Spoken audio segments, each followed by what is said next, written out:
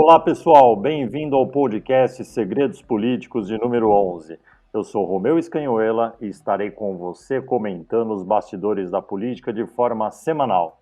Aqui você vai encontrar algo inédito, algo que não sai na mídia em geral. Nós dividimos este podcast em 5 blocos. O primeiro é o Brasília em Foco, onde comentamos os principais projetos que estão rolando no Congresso Nacional. O segundo bloco é o Colado com a Justiça, sobre um assunto político de interesse nacional que envolve o Judiciário, de preferência o STF. O terceiro bloco é o Giro Regional, onde daremos alguma dica ou referência sobre gestão pública que acontece em alguma região do Brasil. O quarto bloco é a Puxada de Orelha, onde comentamos algo que nossos mandatários não deveriam fazer. E o quinto bloco, o Resumo de Brasília, onde citamos apenas os destaques de forma bem sucinta dos assuntos debatidos na semana na capital federal. Com tudo isso, iniciamos o nosso podcast e apresento a você o meu amigo nesse projeto, Victor Escobar. Valeu, Romeu. Obrigado a todos que estão nos ouvindo nessa nova edição dos Segredos Políticos. Lembrando que nosso foco continue a passar para você, nosso ouvinte, aquilo que não é dito pela mídia tradicional. Portanto, pautas que os principais veículos de comunicação abordam, você não escutará por aqui. E bom, vamos então já começar pelo Brasília em Foco.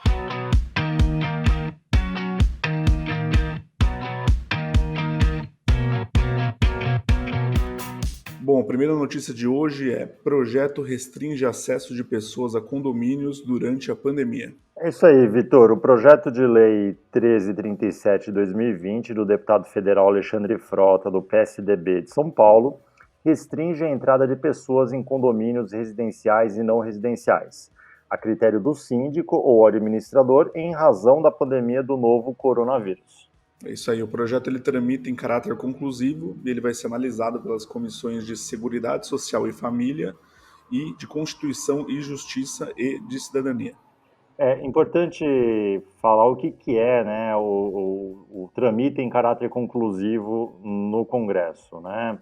O caráter conclusivo, ele é quando um projeto de lei passa por todas as comissões e ele não precisa ir para plenário para ser aprovado. Então, quando todas as comissões aprovam, ele já não se torna lei, porque tem que ser sancionado pelo presidente, mas ele não precisa ir para plenário para ser votado.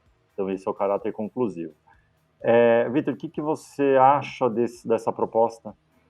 Eu acho assim, é aquele tipo de coisa também que a gente espera que fosse algo que as pessoas já soubessem, já deveriam saber que não deve, né, em tempos de pandemia, convidar muita gente, promover aglomeração, mesmo que entre familiares, né, se não moram na mesma casa, você já está colocando em risco muitas pessoas fazendo, né, uma reunião aí de pessoas.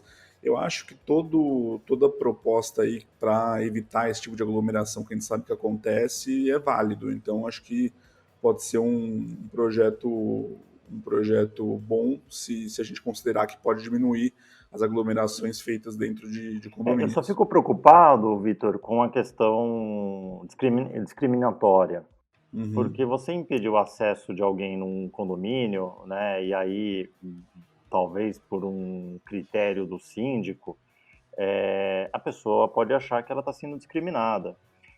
Então, eu fico preocupado só com isso, né? Quais vão ser as justificativas para cada condomínio, para cada síndico, para dizer que esse pode, esse não pode entrar. Eu estou lendo. Acho que as regras têm que ser bem claras, né? A gente tem que limitar em relação às casas, né? Não pode ser um limite geral, porque é isso, né? Também, porque justamente uma pessoa pode chamar 10 pessoas para ir na casa, a outra pessoa não vai poder chamar um porque passou da cota do condomínio, né? A gente tem que ver como que vão ser estabelecidas essas regras, né? Então, eu fico até pensando, né, na questão das categorias profissionais, né? Então, às vezes, um cara vai entregar alguma coisa por alguém, para um morador. Ah, não, esse daí é entregador, esse não pode entrar. Aí a outra pessoa, sei lá, que é babá, ah, não, a babá pode entrar, mas o entregador não. Então, assim, tem que ter regras claras, né? Eu tô com a lei esse projeto de lei, né, do Alexandre Frota, do deputado, aqui em mãos, o projeto de lei, na verdade, ele tem 2 artigos só. O primeiro artigo que diz: fica restrita a entrada de pessoas em condomínios residenciais e não residenciais a critério do síndico administrador durante o período de vigência do decreto de calamidade pública. Aí tem 2 incisos, né? Os locadores, proprietários e possuidores, sejam pessoas físicas ou jurídicas de unidades condominiais, não terão seu acesso restrito à unidade condominial, ou seja, quem mora entra, né? O inciso 2 é a restrição que trata o caput desse artigo terá que ser motivada dentro das normas legais vigentes, não podendo haver discriminação de qualquer natureza, né? Também muito abrangente. E o artigo 2 diz que a lei entra em vigor na data da publicação, né? Então, um projeto de lei é, vamos dizer, bem simples, que não traz detalhes, tem a justificativa, que é, né, uma obrigação na Câmara dos Deputados, em qualquer casa legislativa, você ter a justificativa do projeto de lei quando você apresenta. E aí, né, tem até na justificativa dizendo aqui que quem é pessoa jurídica, né, que está trabalhando de casa, o síndico não pode impedir a entrada de outras pessoas que sejam da empresa, né, por conta de reuniões, de trabalho, essas coisas. Mas eu acho que dá pano para manga, né? O projeto de lei não está muito elaborado e isso vai dar pano para manga. Exatamente. Beleza, então vamos para a próxima notícia aqui, que é projeto fixa percentual de 51% de grãos integrais para que pão seja chamado de integral. Esse projeto de lei, que é o 260 de 2021, cria regras para a comercialização de pães conforme a quantidade de grãos integrais em sua composição. Ele está tramitando aí na Câmara dos Deputados.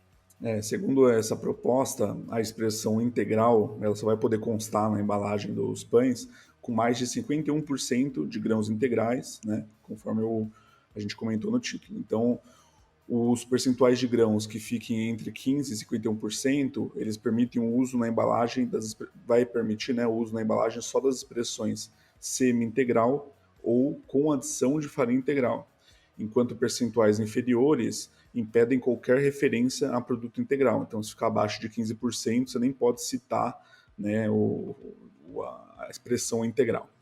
As fibras adicionadas artificialmente deverão ser anunciadas como com fibra artificial. O autor do projeto é o deputado federal Roberto de Lucena, do Podemos de São Paulo, e aí cabe aos órgãos públicos competentes, né, analisar e certificar a composição dos pães, estabelecendo quais expressões podem ou não ser utilizadas. A proposta ela prevê multas que variam de R$ 500 a R$ 1.000 para empresas que descumprirem a determinação, podendo ser aplicada em dobro em caso de reincidência.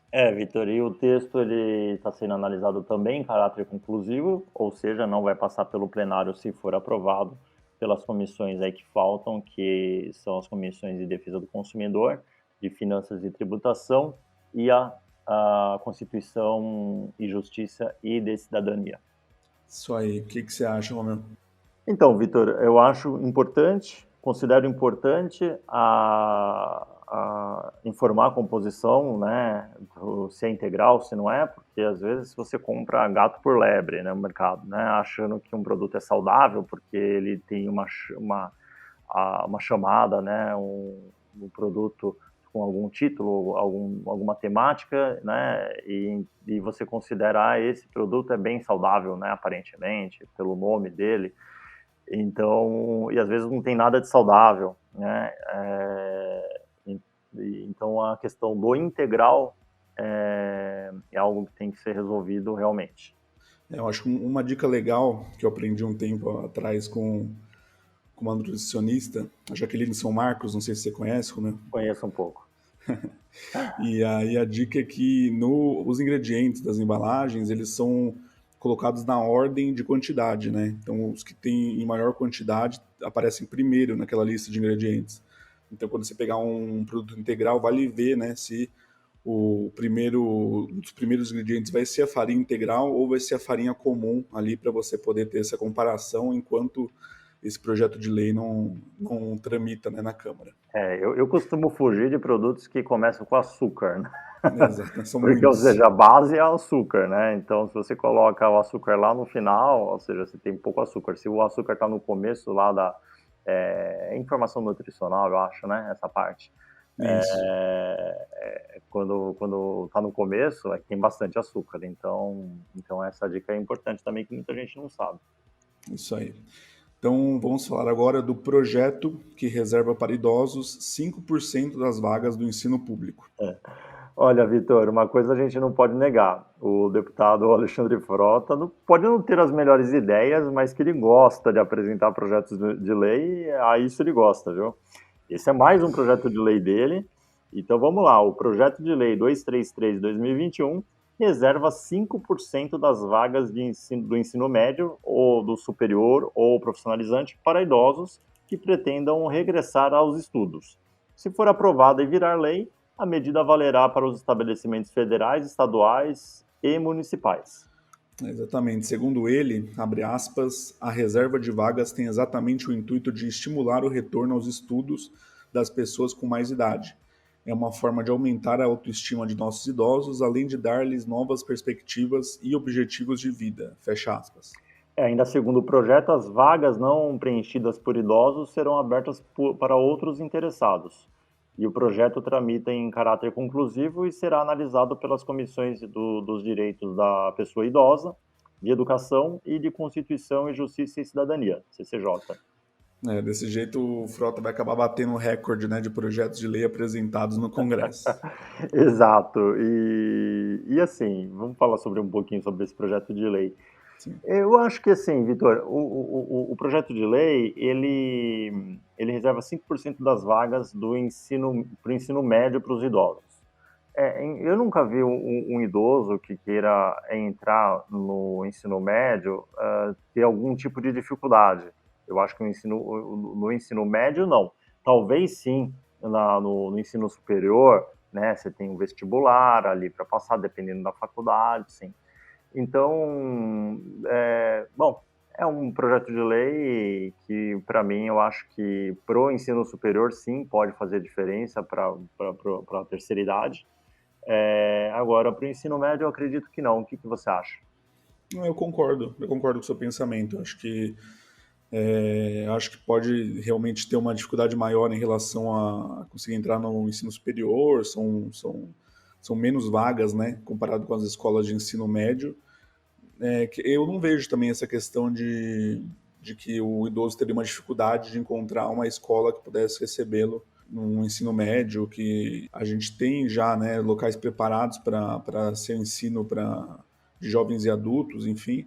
Então eu não vejo sentido para o ensino médio, mas acho que para o superior e para o profissionalizante pode realmente ser uma vantagem aí, né, para o idoso poder se colocar no mercado de trabalho, enfim, acho que pode fazer um sentido. Vamos ver como que vão ser as discussões aí desse projeto de lei.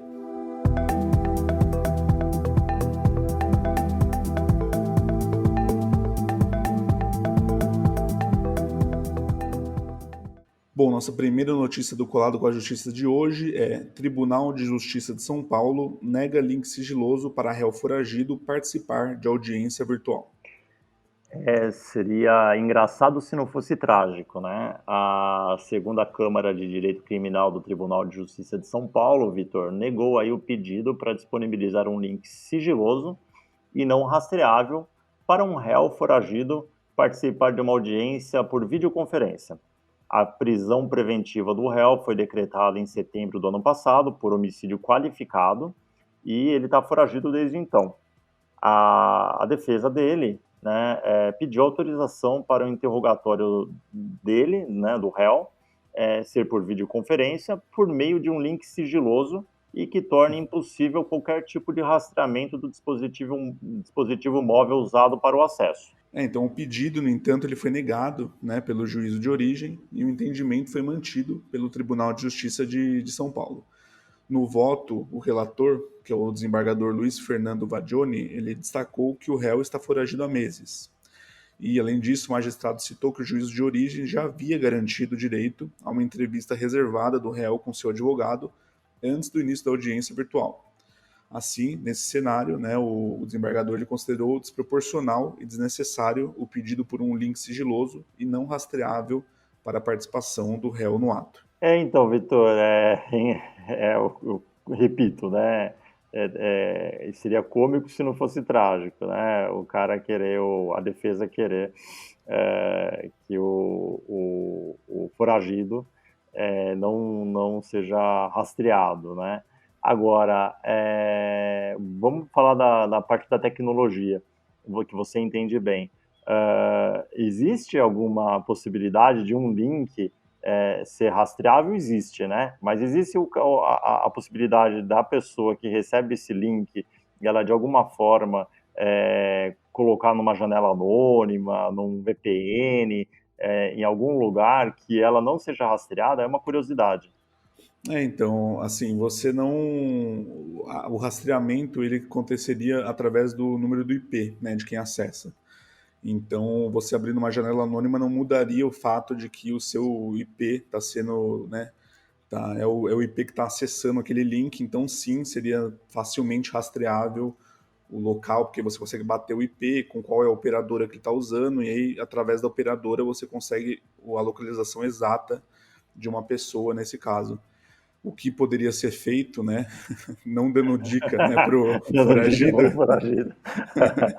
mas o que poderia ser feito nesse caso para esconder a localização é o que costuma ser feito através de um navegador chamado Tor, né, que ele normalmente é usado para acesso à Deep Web, que o pessoal chama. Então, o que ele faz basicamente é ocultar o IP da pessoa através de várias conexões de VPN. Então, ele vai conectando através de diferentes locais no mundo todo, né, através de diferentes servidores, e aí fica irrastreável qual que é o endereço de origem, né, de onde que está partindo esse acesso. Então, se a justiça quisesse, poderia fornecer uma opção, mas é o que você falou, né, não faria nenhum sentido a justiça ajudar um foragido, né, que justamente Exato, está fora da lei. exato. A outra possibilidade seria ele colocar o link num lugar que ele esteja, que ele não esteja, né? Deixar rolando lá, colocar um celular na frente e fazendo uma videoconferência da videoconferência em outro lugar. Aí fica parecendo um La Casa de Papel, né? É. Vamos para a próxima, Vitor. Vamos, a Câmara Municipal não pode impor exames de vista na rede pública de ensino. O órgão especial do Tribunal de Justiça de São Paulo anulou uma lei municipal da cidade de Canas, de iniciativa parlamentar. Canas, se eu não me engano, fica no Rio Grande do Sul. Se você puder só dar uma pesquisada, Vitor, só para confirmar. Sim. Essa lei de iniciativa parlamentar que previa testes do chamado acuidade visual no primeiro semestre de cada ano letivo em todos os alunos das escolas e creches da cidade. Na ação, a Prefeitura de Canas alegou que a matéria é de iniciativa privativa do prefeito, né, não parlamentar, pois envolve gestão administrativa de serviço público. Né? Então, segundo aí o município, há 950 alunos na rede pública e que haveria necessidade de contratação de oftalmologistas para dar conta dos exames. Muito bem. Canas é um município de São Paulo mesmo, né? Fica na região próximo de Guaratinguetá. Entendi, tá ótimo. E de acordo com o relator, né, o desembargador Jacob Valente, a norma não se limita a autorizar que o Poder Executivo institua um programa de acuidade visual na rede pública de ensino, mas estabelece premissas, né, que no caso implicam no aparelhamento de meios funcionais e materiais de duas secretarias, que é a Secretaria de Educação e de Saúde. Eu entendi por que eu me confundi. Eu me confundi com Canoas, que Canoas fica no Rio Grande do Isso, Sul. exatamente. É, mais uma, mais um exemplo, Vitor, da importância da gente eleger pessoas para o legislativo que conheça direito constitucional. A pessoa não precisa ser formada em direito, mas ela precisa ter um mínimo de noção para não atrapalhar todo o processo legislativo e atrasar as coisas, de direito constitucional. Porque Uhum. qualquer pessoa que conhece um pouquinho de lei, ela vai saber que uma iniciativa dessa é de competência do chefe do executivo, do prefeito. Ela não apresentaria, ela como vereadora ou como vereador, não sei quem que apresentou, um projeto de lei desse tipo, sabendo que é de iniciativa restrita do prefeito. Então, aí a gente, né, mais uma vez diz a importância, né, isso mostra a importância da gente eleger pessoas competentes para o cargo. Sempre, isso aí. Então, com isso, vamos para o Giro Regional.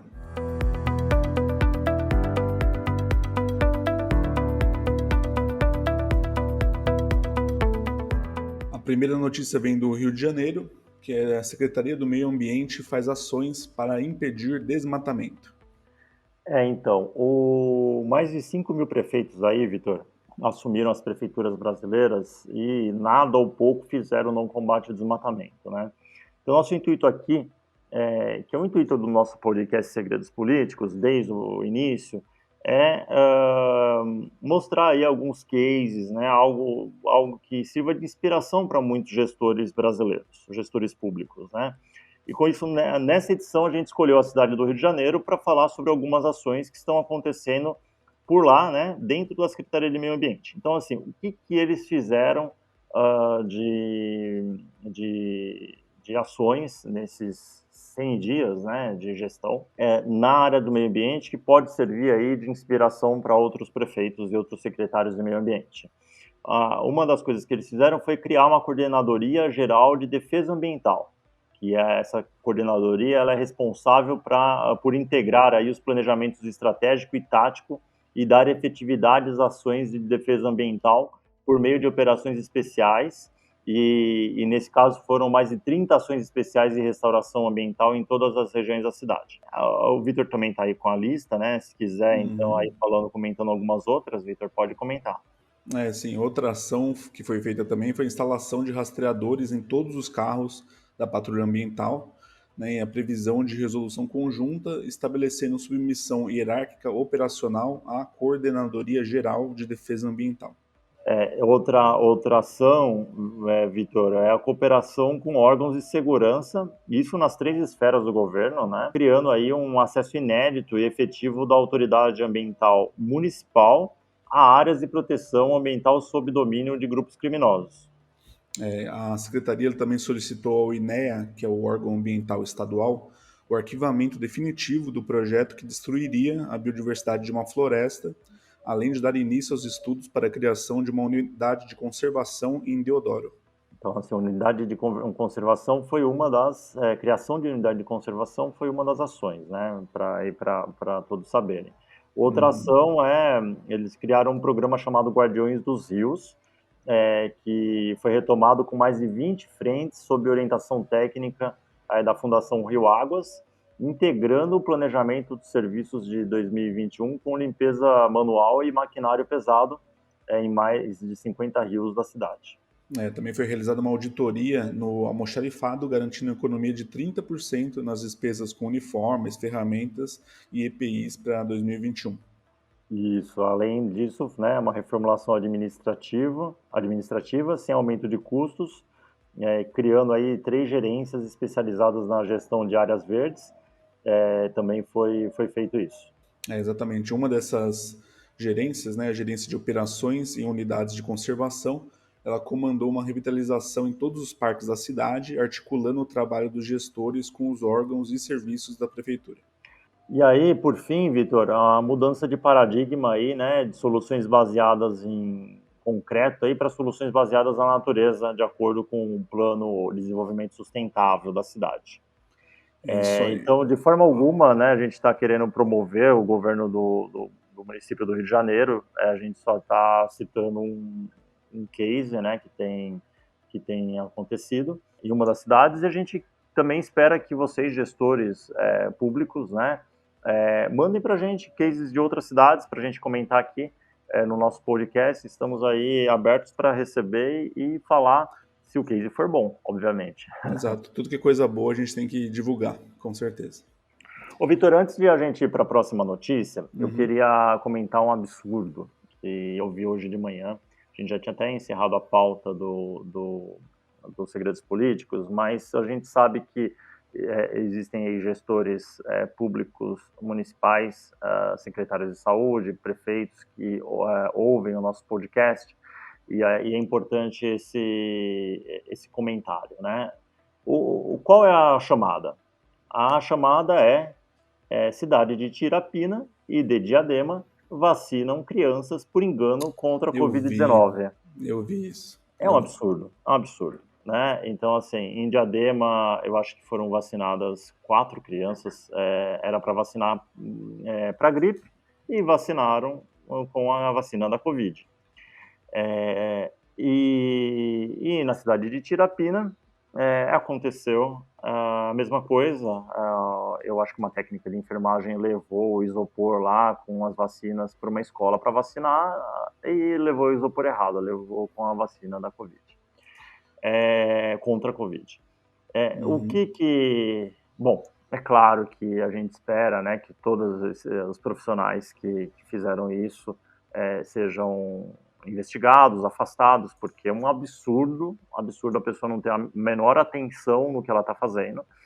Mas o que acontece, o que pode ser feito, né? Até hoje no jornal de manhã que eu estava ouvindo, né, o apresentador, né, a gente pode falar, né, o Rodrigo Bocardi, né, acho que é SP1, que é o Jornal da Manhã, ele perguntou para a secretária municipal de Diadema o que seria feito.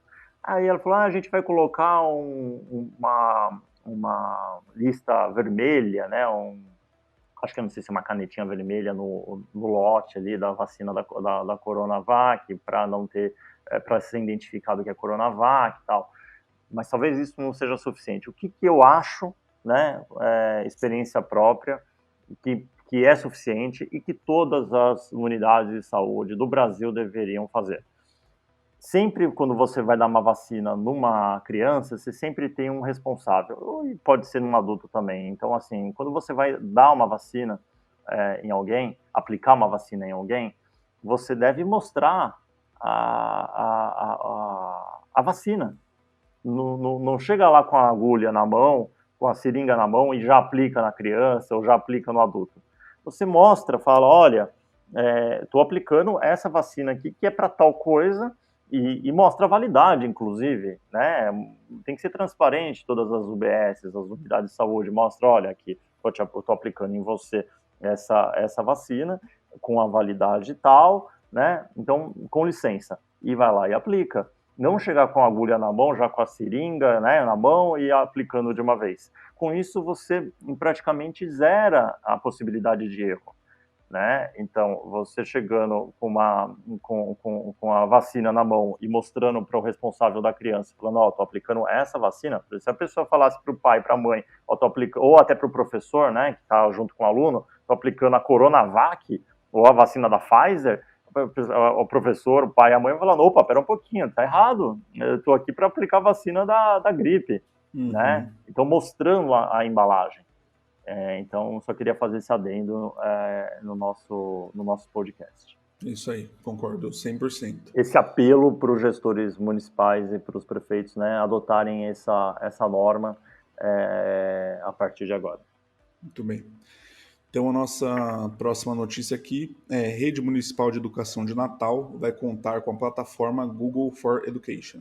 Em tempos de avanços tecnológicos, Vitor, a Secretaria Municipal de Educação de Natal aí firmou uma parceria com a plataforma Google for Education, uma aposta aí da multinacional americana Google, que atende a um nicho de educação e que promete facilitar o acesso aos professores da rede municipal de ensino de Natal ao universo digital voltado para o processo de ensino-aprendizagem. Então, na última quarta-feira, dia 14 de abril, uma reunião virtual entre a Secretaria Municipal de Educação e representantes do Google discutiu aí o processo de implantação da plataforma, que além de proporcionar o acesso à plataforma Google for Education para os alunos e professores, a Google vai realizar uma formação específica para os profissionais de tecnologia de informação da Secretaria Municipal de Educação. Então, vale explicar melhor, né, que o Google for Education ele é uma plataforma educacional colaborativa que possibilita as escolas, professores, estudantes usarem a criatividade no uso da tecnologia em sala de aula. Então, ele trata-se de uma solução tecnológica desenvolvida para facilitar a vida de professores e alunos dentro e fora das salas de aula, a qualquer hora e a partir de qualquer dispositivo móvel conectado à internet. Então, essa plataforma ela vai englobar diversas ferramentas educacionais gratuitas, tanto para escolas, universidades, com o objetivo de aperfeiçoar o ensino e envolver ainda mais os estudantes, né, principalmente quando crianças e adolescentes.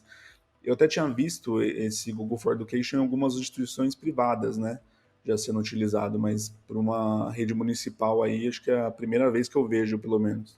Eu acho que uma cidade também do Rio Grande do Sul, em 2019, fez a parceria com o Google, pelo que eu estava pesquisando ontem. Mas o que fica aí de aprendizado para os gestores municipais, é sempre buscar aí parcerias com as grandes empresas, né, e médias empresas também, buscar soluções inovadoras, tecnológicas, porque às vezes sai mais barato você fazer uma parceria com uma empresa que já tem um sistema, já tem um dispositivo X, do que você desenvolver do zero, né, ou pedir ou abrir uma licitação para uma empresa de software desenvolver do zero. Então, né, mais essa dica é importante para os gestores públicos.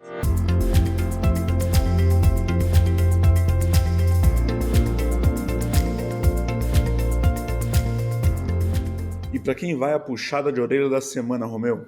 Bom, Vitor, a puxada de orelha da semana vai para o deputado estadual professor Irineu, do PSL de Minas Gerais. E conforme noticiado aí pelo portal O Tempo e outros veículos de comunicação, furou a fila da vacinação contra a Covid-19 na cidade de Betim. Em nota, o deputado disse que ligou para a Unidade Básica de Saúde, que aí, conforme a denúncia, é o posto da Vila Cristina, para perguntar se as pessoas com 63 anos já poderiam ser imunizadas. Uma funcionária, segundo ele, né, que não teve o nome revelado pelo parlamentar, teria dito aí que teria confirmado que sim, né? Porém, na nota, o deputado declarou que ao chegar ao centro de saúde foi informado que a vacinação somente estava ocorrendo em pessoas com 65 anos ou mais. Na versão do parlamentar, ele foi avisado que poderia esperar, né, já que se sobrasse doses, ele poderia ser imunizado, o que, conforme ele, né, assim aconteceu. Então, diante disso, o município afirmou que imediatamente instaurou auditoria assistencial para apurar a denúncia e que o resultado das investigações vai ser divulgado até o dia 22 de abril. O que vai acontecer com ele, Vitor? Eu acho que nada, né? Talvez vão instaurar uma comissão de ética na Assembleia Legislativa, né? Mas acredito que nada vai acontecer, né? Infelizmente.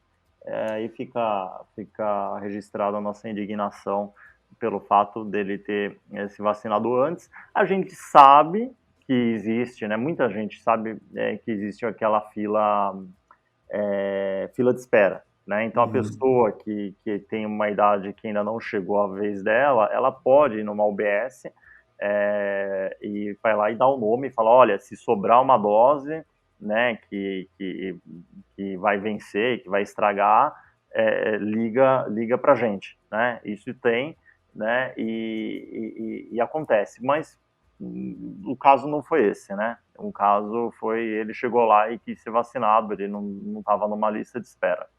Então fica a nossa indignação. O que fica estranho na história é de ter ligado, né, teoricamente, para a unidade, ele informado que poderia vacinar, né? Também ele, como deputado estadual, com certeza tem acesso à informação para saber, né, qual que é a faixa de vacinação que está ocorrendo no estado, na cidade dele. Então, essa história não tem muito cabimento mesmo, não.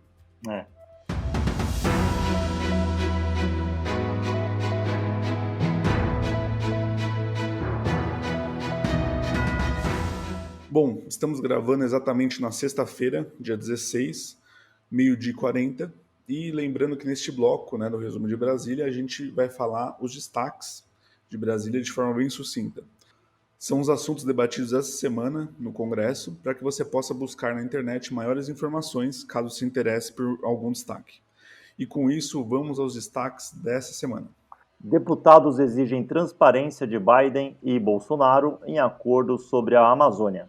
LDO 2022 prevê salário mínimo de 1.147 e déficit de 170 bilhões de reais nas contas públicas.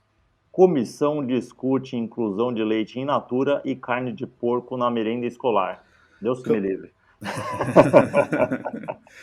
Câmara aprova penas mais duras para crimes cibernéticos. Assunto que comentamos em uma edição anterior do nosso podcast, aliás, né? Isso. Governo quer conceder aeroporto Santos Dumont sem restrições para oferta de voos. Projeto amplia penas para crimes cometidos contra crianças e adolescentes. Vitor, só comentar aí sobre esse projeto que amplia penas para crimes cometidos contra crianças e adolescentes. A gente sabe que isso surgiu por conta, né, infelizmente, aí da morte do menino Henry lá no Rio de Janeiro, e está sendo investigado aí o vereador Dr. Jairinho. Acho que a gente decidiu nem falar sobre esse assunto, porque é uma coisa tão absurda, tão abominável, né? Então a gente só deseja aí que mandar as nossas condolências para o pai do garoto, que ele seja forte nesse momento, né, tão difícil, e que o culpado ou os culpados, né, dessa terrível situação, né, desse terrível crime, sejam julgados aí com o rigor da lei o mais breve possível. Isso aí. Câmara aprova isenção de multa para ambulâncias. Projeto obriga escolas a enviarem material por via eletrônica a alunos da pandemia. Vitor, adivinha de quem é esse projeto? Você é do Frota, é esse? Exatamente. Muito bem. Proposta prevê regras para provedor retirar conteúdo de usuário de internet. Proposta obriga hospitais públicos a comunicar à polícia os atendimentos de vítimas de arma de fogo. Projeto permite a idoso deduzir do imposto de renda gasto com remédio. Projeto prevê gratuidade no fornecimento de água, luz e gás para imóveis comerciais no lockdown. Vitor, chuta de quem é esse projeto? É do Frota também? É do Frota também. Agora, deixa eu só comentar. Preciso comentar. Não faz muito sentido, né? Assim, o projeto prevê gratuidade no fornecimento de água, luz e gás para imóveis comerciais no lockdown. Mas se os imóveis estão fechados, teoricamente estão fechados, não tem consumo, vai ser aquele consumo mínimo, né? Então, assim, talvez seja pelo consumo mínimo ali e tal, mas que no final das contas não vai fazer muita diferença para o empresário. O que faz diferença mesmo é se os municípios isentassem, né, o IPTU, que eu acho que seria fantástico, né? Você não ter que pagar o IPTU do seu estabelecimento, já que normalmente é o valor mais pesado. Mas é isso, só queria fazer esse comentário desse projeto. Me parece mais o deputado querendo fazer volume mesmo, né, de projeto, para poder depois, no final do mandato... Fala, olha, eu sou o deputado que mais apresentou projetos de lei nesse período. Exato. Vamos lá, proposta substitui prova de vida do aposentado por declaração ao fisco. Projeto dobra a pena de crimes contra a Previdência e a assistência social durante a pandemia. Proposta institui socorro financeiro para caminhoneiros na pandemia. Proposta determina que portões eletrônicos tenham um dispositivo anti-esmagamento. Proposta prevê suspensão das prestações da casa própria durante a pandemia. Você falou prestação. Desculpa, vou de novo. É que na verdade eu tô com vontade de rir, porque eu lembrei de um vídeo de uma mulher. Não sei se você já viu um vídeo que a mulher tá dando uma entrevista, e aí no fundo tem uma senhora que sai no portão para ficar vendo, e aí a porta automática fecha, começa a esmagar, velho. Mas ela não morreu, não, né? Não, fica tudo bem. É trágico, cara. Não, fica tudo certo. Eu lembrei disso. Tá bom, vai. Ajudaria muito esse dispositivo. Vamos lá. Segue o jogo. Proposta prevê suspensão das prestações da casa própria durante pandemia. Projeto prevê a criação de creches para idosos pelas prefeituras. Vitor, de quem é esse projeto de lei? Olha, creche para idosos é engraçado. Para mim é asilo. Isso não é asilo? Então, não deve ser. Só pode ser do Frota mesmo, né, cara? Não tem nem... Frota, cara. Mas assim, eu peguei o projeto de lei, tá? Pra ver. Creches para idosos, tá? É asilo para mim isso, Frota. Para de inventar projeto de lei, Frota. Pelo amor de Deus. Olha, é muito complicado. Vamos lá. A Comissão do Esporte aprovou, no último dia 13, né, o projeto de lei 5.238 de 2019, que prevê regras de segurança em cartódromos localizados em espaços abertos ou fechados. O texto ele torna obrigatória a instalação de carenagem para cobrir todo o motor, bem como o uso de equipamentos individuais para proteção dos pilotos. O Romeu entende mais aí dentro do assunto kart. Entendo mais. Aconteceu já algumas situações principalmente com mulheres, do cabelo cair no motor, né? E Sim. aí puxar o cabelo, ficar o couro cabeludo sem cabelo, né? Uma coisa terrível, deve dar uma dor imensa. Então, acho válido sim a proposta. Vamos para a próxima.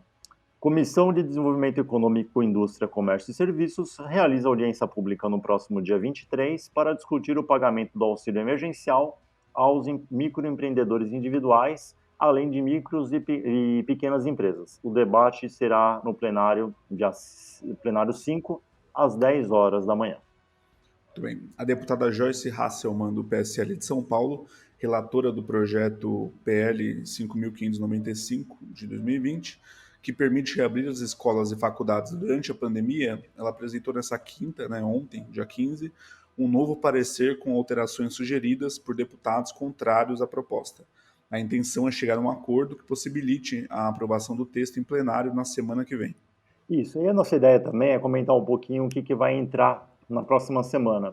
Então, a Câmara deve analisar aí duas medidas provisórias, as MPs 10 e 16/2020 e 10 e 17/2020, que vão perder validade aí no próximo dia 25.